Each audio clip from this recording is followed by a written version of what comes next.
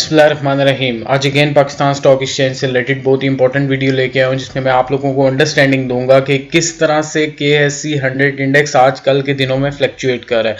जैसा कि आप लोगों को पता है कि प्री बजट काफ़ी सारी कन्फ्यूजन कुछ इन्वेस्टर्स के माइंड में चल रही है और कुछ इन्वेस्टर पूरी उम्मीद है कि मार्केट आने वाले दिनों में बजट के अच्छे स्टेप्स की वजह से ऊपर जाएगी। और आज आप लोग देख सकते हैं कि मिक्स्ड रुझान रहा है।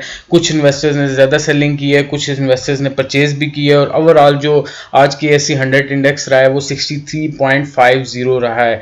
और वीडियो स्टार्ट करने से पहले, इन्फॉर्मेशन शेयर करने से पहले हमेशा ये रिक्वेस्ट होती है, अगर आप लोगों ने चैनल सब्सक्राइब नहीं किया तो काइंडली नीचे रेड कलर का बटन है, उस पर क्लिक कीजिए, सब्सक्राइब कीजिए, वीडियो अच्छी लगती है लाइक कीजिए और कमेंट सेक्शन में अपने व्यूज़ लाजमी दीजिए।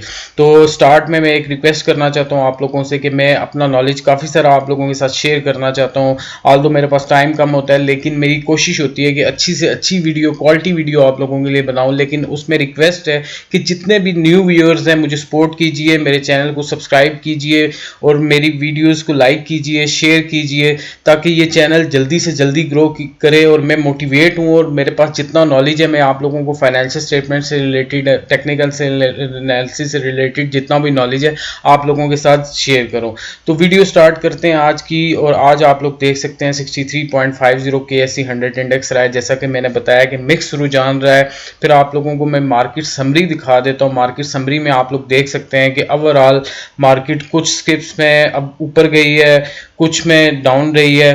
तो मिक्स रुझान रहा है। जिसने ज़्यादा आज कंट्रीब्यूट किया है, जिस सेक्टर ने, फर्टिलाइजर सेक्टर था। ऑयल सेक्टर की तरफ अगर मैं आप लोगों को लेके जाऊं, ऑयल सेक्टर्स के इन्वेस्टर्स के लिए आज के दिन की अच्छी खबर नहीं है क्योंकि ऑयल सेक्टर की एक्सप्लोरेशन और मार्केटिंग कंपनीज ने कुछ अच्छा परफॉर्म नहीं किया आज के दिन में, क्योंकि इंटरनेशनल मार्केट में ऑयल प्राइसेस कम हो रही हैं। मैंने एक दफ़ा पहले भी ये बात बताई थी, जिस टाइम ऑयल प्राइसेस ऊपर जा रही थी उस टाइम भी मैंने एक क्लू दिया था कि आने वाले दिनों में ऑयल प्राइसेस नीचे जा सकती हैं। उस टाइम भी काफ़ी सारे भाइयों ने मुझे क्रिटिसाइज किया था कि अभी मार्केट्स ओपन हो रही हैं, ऑयल की डिमांड बढ़ रही है, तो किस तरह से आप लोग प्रिडिक्ट कर रहे हैं कि।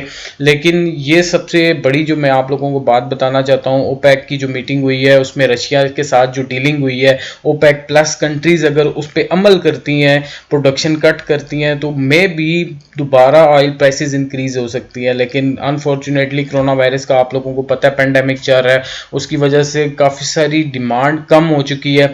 सारी गेम डिमांड सप्लाई की। आज मैं आप लोगों की तरह से चलता है।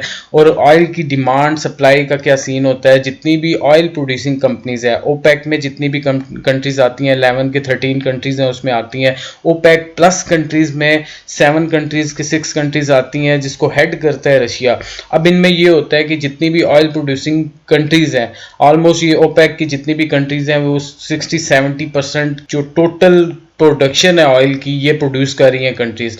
तो ये डील करती है कि जिस टाइम किसी वर्ल्ड की अगर डिमांड बढ़ती है तो ये अपनी प्रोडक्शन बढ़ा देते हैं, और अगर ऑन द अदर हैंड अगर प्रोडक्शन ये तब कम करते हैं अगर डिमांड कम होती है। तो ये सारी डिमांड सप्लाई की गेम है। अगर डिमांड बढ़ती है और उसी हिसाब से ये प्रोडक्शन को लेके चलते हैं तो इतनी ज़्यादा फ्लक्चुएशन ऑयल में नहीं आती। अब ये हुआ ये है पिछले दिनों के ऑयल प्राइसेस ऊपर नीचे जाने की सबसे बड़ी वजह ये बनी है कि प्रोडक्शन ज़्यादा हो गई थी और दूसरी तरफ जो डिमांड थी कोरोना वायरस की वजह से, आप लोगों को पता है कि लॉकडाउन की वजह से काफ़ी सारी डिमांड ऑयल की कम हो चुकी थी क्योंकि गाड़ियां नहीं चल रही थी, फैक्ट्रीज बंद हो गई थी, जहाँ जहाँ पे ऑयल यूज़ होता था काफ़ी सारी डिमांड कम हो चुकी थी, जिसकी वजह से प्रोडक्शन ज़्यादा हुई है और ऑयल प्राइसेस गिरना स्टार्ट हो गई थी।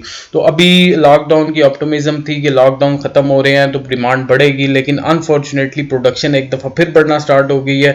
और ऑयल की डिमांड उस तरह से जितनी एक्सपेक्टेड थी कि आने वाले दिनों में जब लॉकडाउन यूरोप में या काफ़ी सारी कंट्रीज में ख़त्म होगा, प्रोडक्शन की बढ़ाई जाए ताकि डिमांड, क्योंकि बढ़ने वाली है आने वाले दिनों में, लेकिन अनफॉर्चुनेटली उस तरह से बढ़ नहीं सकी डिमांड जिस तरह से एक्सपेक्ट किया जा रहा था। अब यही ऑप्टिमिज्म है, यही उम्मीद है कि अगर रशिया अपनी डील पे कायम रहता है, ओपेक के साथ जो उसने डील की है कि वो अपनी प्रोडक्शन को कम करेगा, तो वो ये पॉसिबिलिटी है कि आने वाले दिनों में दोबारा ऑयल प्राइसेस ऊपर जा सकती हैं। तो ये चीज़ें आप लोगों के लिए बहुत ज़रूरी है समझना। मैं आप लोगों को कोशिश करता हूं कि सिंपल वर्ड्स में चीज़ों को बताऊं, और काफ़ी सारा क्रिटिसिज्म भी मुझे आता है लेकिन उसको भी फेस करना पड़ता है क्योंकि फ्यूचर को प्रिडिक्ट करना काफ़ी मुश्किल होता है। तो आप लोग मेरी वीडियोज़ देखते रहिए ज़रूर, इंशाल्लाह मैं ऐसी चीज़ें आप लोगों को बताता हूँ जैसा कि मैंने ऑयल सेक्टर का बताया था। अगर आप लोगों को यकीन नहीं है तो मेरी प्रीवियस वीडियोज़ जाके देखिए, ज़रूर आप लोगों को वहाँ से पता लगेगा, क्लू मिलेगा कि मैंने मैंने उस टाइम बताया था कि 10th जून 9th जून के बाद भी ऑयल प्राइसेस नीचे जा सकती हैं।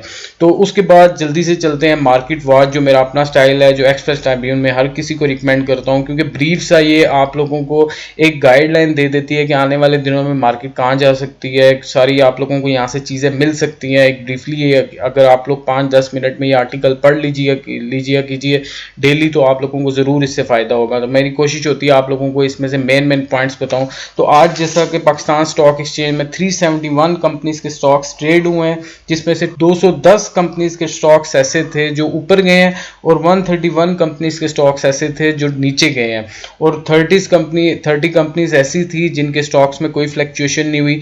तो ये आज की सिचुएशन है। और फॉरेन इंस्टीट्यूशनल इन्वेस्टर्स की अगर आप लोगों को बात बताऊं तो उन्होंने आज के दिन में सेलिंग की है। इट्स मीन वो मार्केट से निकले हैं, उनको बजट जो आने वाला है उस पर इतना ज़्यादा वो रिलाई नहीं कर रहे, अपनी इन्वेस्टमेंट निकाल रहे हैं। तो आज मिक्स रो जान रहा है जी। आप लोगों को अगर जो लोग पाकिस्तान स्टॉक एक्सचेंज को फॉलो करते हैं उन लोगों को पता होगा कि पहले मार्केट सुबह के टाइम पे काफ़ी 200-300 पॉइंट्स ऊपर गई थी, लेकिन अनफॉर्चुनेटली उसके बाद नीचे आई है, फिर एक दफ़ा ऊपर गई है। तो ओवरऑल जो इम्पैक्ट हुआ है वो पॉजिटिव में ही रहा है। 63.50 ऊपर गया है, जिसमें सबसे ज़्यादा कंट्रीब्यूट किया है फर्टिलाइजर सेक्टर ने, क्योंकि उससे रिलेटेड बजट में जो चीज़ें आ रही हैं आप लोगों के लिए ज़रूरी है चीज़ें, क्योंकि मैं पिछले 2-3 दिन से मेरी तबीयत सेट नहीं थी तो मैं उन चीज़ों को फॉलो नहीं कर सका। तो आप लोग अगर बजट को फॉलो कर रहे हैं, जिस सेक्टर से रिलेटेड कोई चीज़ें आ रही हैं ऑयल सेक्टर को छोड़ के, क्योंकि ऑयल सेक्टर ज़्यादातर फ्लक्चुएट करता है इंटरनेशनल मार्केट में, जितनी भी उसकी प्राइसेस फ्लक्चुएट करती हैं उसके हिसाब से मोस्टली चल रहा होता है। लेकिन बाकी सेक्टर्स जिस तरह से आप लोग फर्टिलाइजर सेक्टर को देख लें, इससे रिलेटेड भी बजट में कोई ऑब्वियसली कोई ना कोई न्यूज़ आई होगी जिसने इन्वेस्टर्स के सेंटिमेंट्स को ऊपर लेके गई है, जिसकी वजह से यहाँ पे ज़्यादा बाइंग हुई है फर्टिलाइजर सेक्टर में। ओवरऑल मिक्स रुझान रहा है। फिर उसके बाद बैंकिंग सेक्टर अगर मैं आप लोगों को दिखाऊं, बैंकिंग सेक्टर भी काफ़ी अच्छा परफॉर्म किया है उसने। फिर ऑयल एंड गैस आप लोगों के सामने ओपन है, इसने तो अच्छा परफॉर्म नहीं किया, लेकिन बाकी अगर आप लोग देखेंगे मिक्स जो रुझान रहा है आज के दिन में।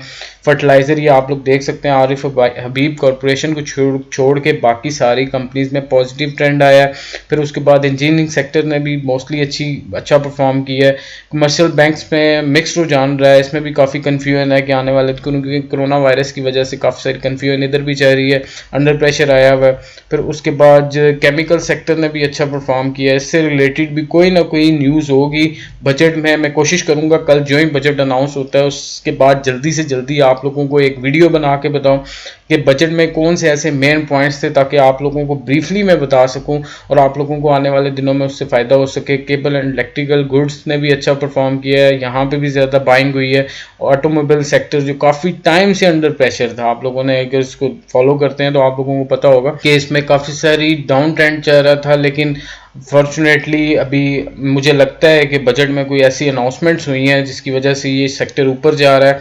मैं बजट आप लोगों को इंशाल्लाह एक्सप्लेन करूंगा। आप लोग ज़रूर सब्सक्राइब कीजिए मेरे चैनल को और फॉलो कीजिए मुझे। मैं ज़रूर आप लोगों को इंशाल्लाह कुछ दिनों तक, जब कल बजट अनाउंस होगा तो मैं बजट से रिलेटेड ब्रीफली एक अच्छी सी वीडियो बनाऊंगा। आज मेरी तबीयत उस तरह से नहीं है, मैं वर्किंग इतनी ज़्यादा नहीं कर सका, लेकिन आप लोगों को मैं ब्रीफली मार्केट का ओवरव्यू करवा रहा हूँ ताकि आप लोगों को समझ आए। आप लोग देख सकते हैं मिक्स रुझान रहा है, आप लोग ये चीज़ें देखा कीजिए ताकि आप लोगों को ज़्यादा से ज़्यादा फ़ायदा हो।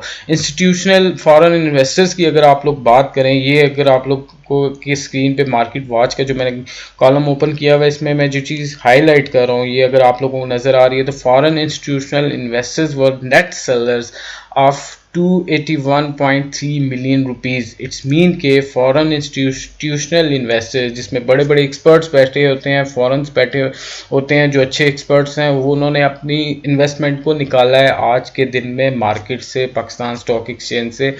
तो ये भी आप लोगों के लिए एक सिग्नल है कि उन लोगों को वो ज़्यादा रिलाई नहीं कर रहे पाकिस्तान के बजट पे। आप लोगों को पता है WHO ने भी वार्न किया पाकिस्तान को कि 2 वीक्स का मज़ीद लॉकडाउन लगाया जाए, लेकिन गवर्नमेंट उस तरह से अभी डिसाइड नहीं कर पा रही। अनफॉर्चुनेटली अगर ज़्यादा केसेस बढ़ गए तो क्या पता मे भी लगाना पड़ जाए, जिसकी वजह से आप लोगों को पता है चीज़ें कनेक्ट होती हैं। मैं वीडियोस में बताता रहता हूँ कि इकनॉमिक एक्टिविटी कम हो सकती है। इकनॉमिक एक्टिविटी कम होने की वजह से आप लोगों को पता है कि पाकिस्तान की प्रोडक्शन कम होगी, फिर अनएम्प्लॉयमेंट बढ़ेगी, तो काफ़ी सारे फैक्टर्स इससे इम्पैक्ट होते हैं। पाकिस्तान स्टॉक एक्सचेंज में सेलिंग ऑब्वियसली देखी जाएगी अगर मार्केट्स बंद होती हैं, क्योंकि कंपनीज अच्छा परफॉर्म नहीं करेंगी, कंपनीज का रेवेन्यू नीचे जाएगा, प्रॉफिट्स नीचे जाएंगी, अल्टीमेटली उसका ईपीएस नीचे जाएगा, पी रेशियो बुरी होती जाएगी इन्वेस्टर्स के लिए। तो ये चीज़ें सारी कनेक्टेड होती हैं। तो आप लोग ये चीज़ें फॉलो कीजिए, इंशाल्लाह आप लोगों को ज़रूर फ़ायदा होगा। और इन्वेस्टर्स के सेंटीमेंट्स को देखा कीजिए। कल जो ही बजट आएगा इंशाल्लाह आप लोग देखेंगे जो जिस चीज़ के रिलेटेड अगर अच्छी न्यूज़ आती है तो मंडे को आप लोग उसका पॉजिटिव ट्रेंड देखेंगे। और जिस बजट में कोई ऐसी न्यूज़ आती है कि उस सेक्टर्स को काफ़ी अंडर प्रेशर लेके गया गया, उस पर कोई रिस्ट्रिक्शंस लगाई गई हैं, अगर उस पर टैक्सेस ज़्यादा इम्पोज किए गए हैं, तो वो सेक्टर आप लोग देखेंगे कि वो नेगेटिव में चला जाएगा। ज़्यादा यही चांसेस होते हैं, क्योंकि इन्वेस्टर्स के सेंटीमेंट्स इसी पे चल रहे होते हैं। तो आज की वीडियो इतना ही, मिलते हैं नेक्स्ट वीडियो में। ज़रूर सब्सक्राइब कीजिए, मैं अगेन आप लोगों से रिक्वेस्ट कर रहा हूँ। तो मिलते हैं नेक्स्ट वीडियो में। अल्लाह हाफिज़।